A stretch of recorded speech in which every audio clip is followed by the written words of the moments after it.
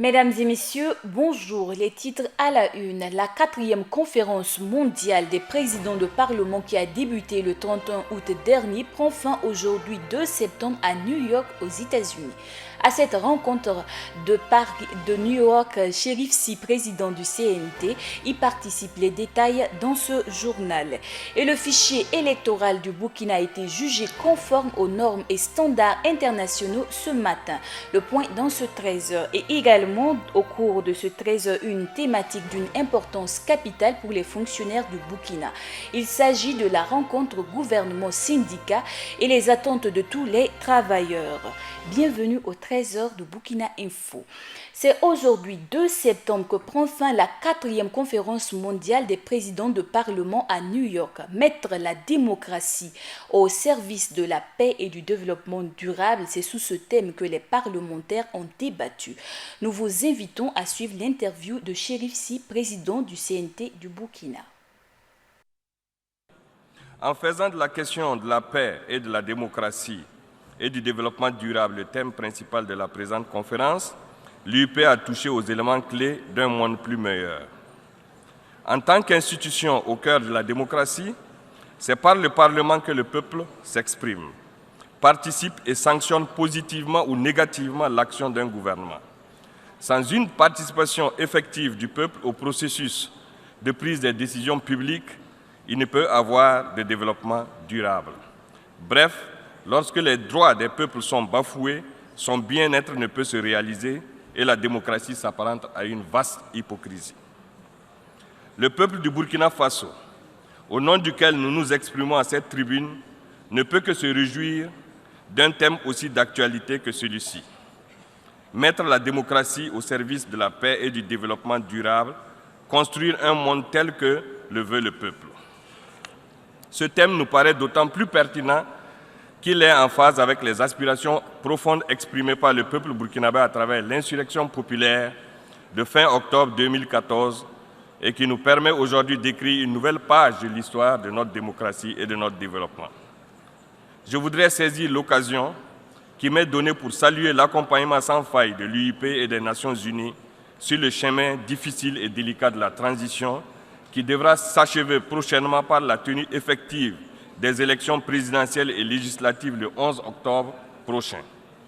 Nous avons tout mis en œuvre pour que ces échéances électorales très attendues soient l'occasion de réaffirmer la volonté de notre peuple dans la mise en place d'institutions plus démocratiques et plus soucieuses de paix et de développement durable. Mesdames et messieurs, les objectifs du développement durable sont une nouvelle approche que nous saluons. Mais il nous faut avoir l'honnêteté de dire que si les objectifs du millénaire n'ont pas atteint leurs objectifs fondamentaux, c'est parce que certains pays du Nord n'ont pas tenu leurs engagements en termes de financement du développement. Il nous faut avoir le courage d'affirmer du haut de cette tribune que la répartition injuste de la richesse accroît la pauvreté. Il nous faut réaffirmer la nécessité de mettre fin au pillage des ressources du Sud par le Nord. Thank you. Et le Conseil des ministres se tient aujourd'hui à Fadangourma dans la région de l'Est. Cette délocalisation du Conseil des ministres s'inscrit dans la volonté du gouvernement de communiquer avec la population des 5 provinces que sont la Nyanya, le Gourma, la Komondiari et la Tapoa. Il s'agit également pour le gouvernement de toucher du doigt les réalités socio-économiques de la région très touristique et à forte potentialité agricole. Une autre information, le chef de l'État Michel Kafando échangera avec les forces vives de la région de l'Est à Fadangourma demain 3 septembre. Cette rencontre a pour but d'informer, d'échanger et de prendre en compte les processus de transition au Burkina. Élection également au Burkina. Les 5500 pèlerins du Hajj 2015 ne pourront pas prendre part aux élections du 11 octobre prochain. Et ce, selon Maître Barthélémy Kéré, président de la Commission électorale nationale indépendante. Ibrahim Zongo.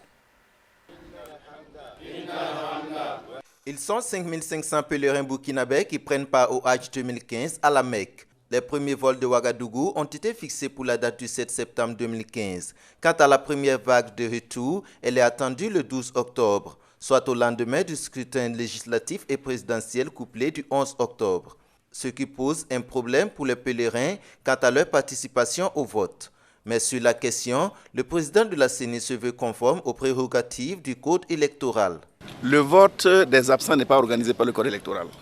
Comme je l'ai toujours dit à ceux qui me le demandent, et la CENI exécute les dispositions donc, du code électoral. Le code électoral qui a été effectivement arrêté entre les acteurs politiques.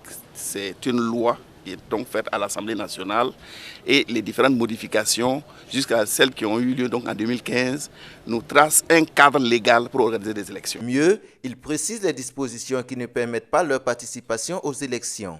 Il n'est pas prévu des élections par procuration. Il n'est pas prévu des élections anticipées. Autant de dispositifs effectivement qui peuvent être envisageables si c'est effectivement prévu dans la loi.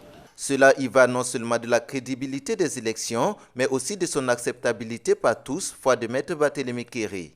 Vous savez très bien que si nous on se met à faire des votes par procuration, il suffit simplement que n'importe lequel des citoyens attaque le scrutin, ça va être annulé et on va reprendre les élections dans 2 mois. C'est dire donc que ces pèlerins ne prendront pas part aux élections d'octobre 2015.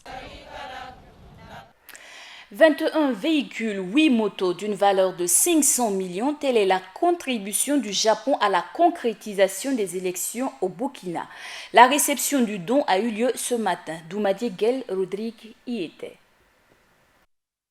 Un don de plus pour la Commission électorale nationale indépendante.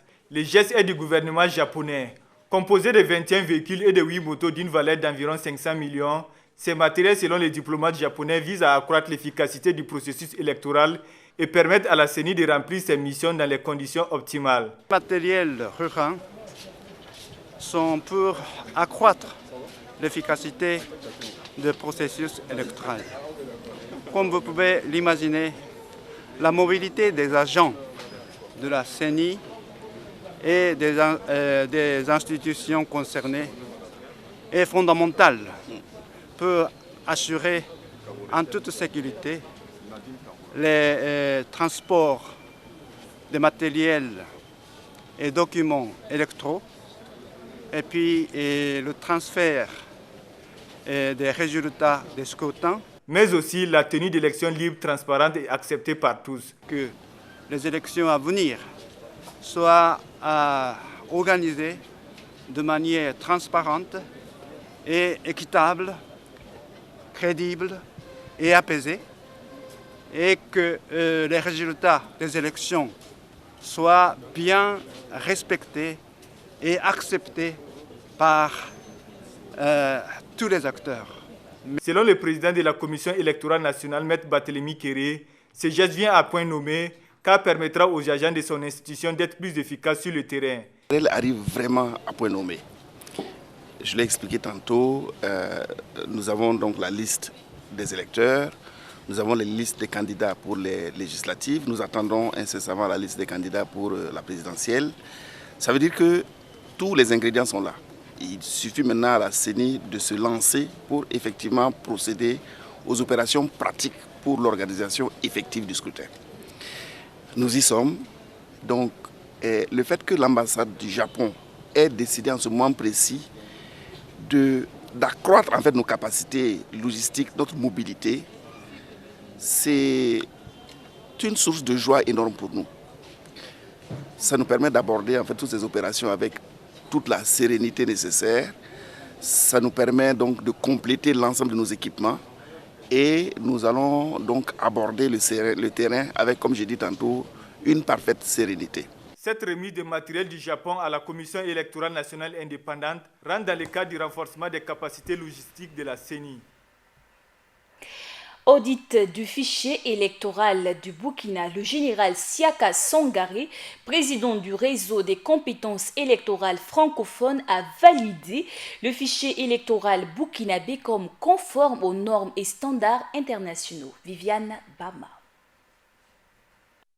Le fichier électoral du Burkina Faso est bien valide pour la tenue des élections présidentielles et législatives. C'est la conclusion à laquelle est parvenue la délégation de l'Organisation internationale de la francophonie, OIF. nous avons passé au peigne fin le fichier électoral dans toutes ses dimensions. Dimension juridique, dimension administrative, dimension technique et même aussi les dimensions politiques. Et nous avons conclu à la fin de ces analyses que le fichier électoral 2015 du Burkina Faso était tout à fait conforme aux normes et standards internationaux. Et par conséquent, il est fiable pour la tenue des scrutins législatifs et présidentiels du 11 octobre 2015. Même si le fichier comporte des faiblesses, il est bien au-dessus de ceux des pays de la sous-région. Je dirais que le fichier du Burkina Faso se situe en tout cas dans la moyenne supérieure, sinon même en tout cas au-dessus de beaucoup d'autres fichiers électoraux. À part le fichier électoral de la Mauritanie, je pense que le fichier électoral du Burkina en tout cas se rapproche de beaucoup plus des normes, en tout cas, et respecte beaucoup plus les normes et les standards internationaux en la matière. Et pour le président de la CENI, cela ne peut qu'être une bonne nouvelle pour sa structure. Pour nous, c'est un élément de satisfaction qui nous confirme que le travail que nous avons fait a été un travail de qualité. Donc, je salue les équipes techniques de la CENI, la direction de l'informatique et du fichier électoral, où les agents ont travaillé parfois 24 heures sur 24. Notons que des recommandations ont été faites par les experts de l'OIF pour une amélioration du fichier électoral burkinabé pour les élections à venir. Et du 16 au 19 septembre prochain se tiendra à Ouagadougou le FILEP, le Festival international de la liberté d'expression et de presse. Ce festival organisé par le Centre national de presse Norbert Zongo qui se tient sous le thème médias et changements politiques en Afrique, quelle contribution a pour but de récompenser les meilleures œuvres en photo, caricature et dessins de presse. Les candidats sont invités à déposer 3 œuvres au format 24x30 et la deuxième édition des journées des acteurs de la communication sur les énergies renouvelables JACE aura lieu du 10 au 13 septembre prochain.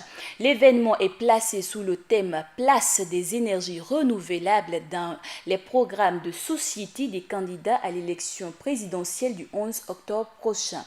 Ces journées se tiendront sous le patronage de Mariam Nikiema, présidente de l'autorité de régulation du sous-secteur de l'électricité.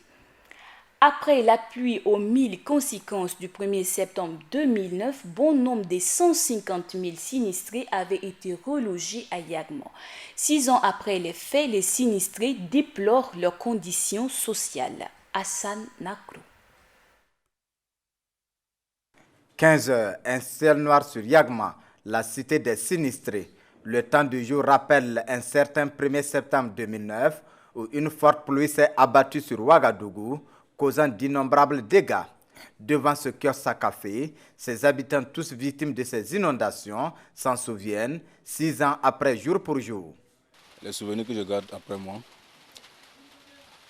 c'est depuis le jour jusqu'à aujourd'hui. Bon, sincèrement, je suis de vie de ma vie, parce qu'actuellement, il n'y a même pas de travail pour faire. On a beaucoup de choses même qu'on devrait faire. Bon, on a entendu parler, les ont dit. Mais comme c'est quelque chose qui est prévu et qui n'a pas fait là, bon, en fait, ça ne doit pas classer au niveau que tu devrais le voir. Si c'était là où on est arrivé de faire, et puis vous avez eu, même si tu n'as pas encore trouvé pour toi, tu penses que tu iras très bien de l'autre côté. Parce que si tu parles là-bas, tu peux demander à voir un peu. Mais si les autres n'ont pas eu, malgré toi aussi, tu ne pourras pas avoir. Donc ça, en tout cas, c'est pas du tout facile, quoi. Manque de voies d'accès, insuffisance de centres de santé et d'éducation, manque d'emploi, ces populations disent être mises aux oubliettes par l'État malgré les multiples engagements pris par le gouvernement en ces temps d'urgence. Bon, ils sont dit qu'ils vont venir construire, arranger la route, amener l'eau, amener le courant. Mais vous-même, vous voyez, il n'y a rien, il n'y a pas de courant, il n'y a pas l'eau, il n'y a pas de bonne route pour rentrer en ville. Moi, je ne vois même pas quelque chose ici. Même comme ça, là, si tu te lèves pour rentrer dans la ville, tu ne peux pas rentrer. Aujourd'hui, premièrement, c'est les voies. Deuxièmement, c'est de l'eau. Troisièmement, c'est le travail. Yagma, un calme apparent même quand il pleut, mais derrière, il y a moult difficultés, malgré quelques réalisations entreprises par l'État. Entre espoir et attente, ces populations interpellent le gouvernement à honorer ses engagements car beaucoup de mots minent la cité.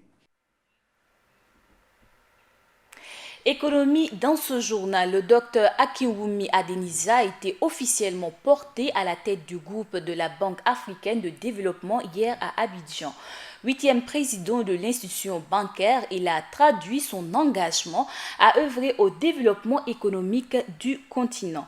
En rappel, il a été élu le 28 mai dernier. Et depuis hier 1er septembre, le gouvernement et les syndicats sont en pleine négociation en vue de satisfaire la plateforme revendicative des travailleurs du Burkina. Au cœur des négociations, la loi 013 d'Oumadié Guel Rodrigue. Après les rendez-vous manqués des mois de janvier et juin dernier, c'est finalement ce 1er septembre qu'a débuté la rencontre gouvernement-syndicat. Une rencontre dont les conclusions sont très attendues par les travailleurs de la fonction publique. Les attentes sont grandes parce que depuis un certain temps, nous avons observé d'interminables négociations qui n'aboutissent presque à rien. Nous avons espoir que cette fois-ci, quand même, l'État ferait quand même beaucoup d'efforts pour satisfaire les attentes des fonctionnaires. Parce que comme je le disais, les attentes sont nombreuses. Parce qu'on nous a promis la relecture de la loi 013.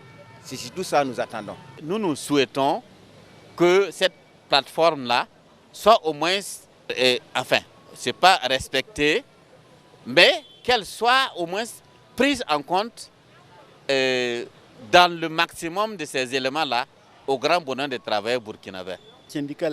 La question du syndicat doit être bien vue par rapport surtout à l'inégalité. On parle d'injustice entre contractuels et fonctionnaires. Je crois que le pouvoir l'a pris à bras le corps. Je crois que si une bonne décision tombait au niveau des fonctionnaires, ça allait vraiment satisfaire beaucoup de gens. Voilà. Si on parle d'injustice au niveau de la politique, il y a aussi une certaine injustice au niveau de la fonction publique qu'il faut voir. Pour grand nombre de ces fonctionnaires, le contexte de la transition n'est pas un obstacle à la prise en compte de leurs doléances. Nous pensons qu'il y a des revendications qui peuvent trouver solution sous la transition. Parce qu'il suffit que d'ici la fin de la transition, qu'on essaie de voir, de baliser le terrain pour que le gouvernement à venir là puisse consolider ces liens. Baliser le terrain, c'est quoi? C'est arriver d'abord à faire le travail préalable que le ministre de la fonction publique en tournée nous a dit, afin que d'ici la fin de la transition, nous puissions croire qu'effectivement, il y a eu une volonté réelle du gouvernement à améliorer les conditions de vie des travailleurs. Transition, mais je pense qu'il peut déjà laisser des traces pour ceux qui vont gouverner dans une gouvernance normale autre que la transition. Je pense qu'ils peuvent toujours faire quelque chose, même que c'est la transition, ils peuvent faire quelque chose en tout cas. Il ne faut rien que les textes. Ils peuvent revoir la relecture de la loi 013 par exemple. Beaucoup d'attentes de la part des travailleurs qui espèrent un avis favorable des autorités pour une amélioration de leurs conditions de vie et de travail. Parlons de satisfaction des revendications des travailleurs. En 2014, 5 revendications sur 11 avaient été satisfaites. Retrouvez dans ce télémon de Viviane Bama les points de satisfaction. Après 9 mois de concertation avec les différentes organisations syndicales, le gouvernement burkinabé donnait une réponse à la plateforme revendicative des syndicats burkinabés. Sur cette plateforme de 11 points, un accord avait été trouvé sur 5 d'entre eux. Il s'agissait entre autres de l'augmentation des indemnités de stage qui connaissait un rehaussement de 7 500 à 15 000 francs CFA en fonction des catégories. La création d'un 5e type d'indemnité appelée indemnité spécifique cumulable avec l'indemnité de technicité et comprenant l'indemnité de garde pour le personnel de santé assurant la garde, l'indemnité spécifique des enseignants du secondaire, celui spécial des enseignants du primaire et enfin l'indemnité vestimentaire pour le personnel du secteur de la communication.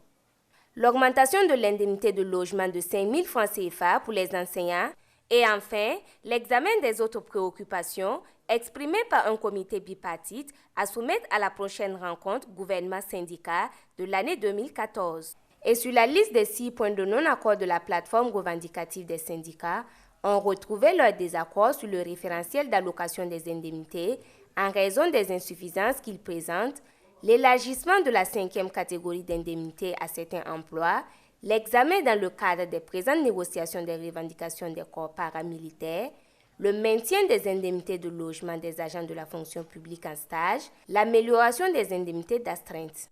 Après une plateforme satisfaite à moins de 50%, les syndicats revenaient avec une nouvelle plateforme à 16 points pour l'année 2014-2015. Et sur cette plateforme figure entre autres la relecture de 3 lois.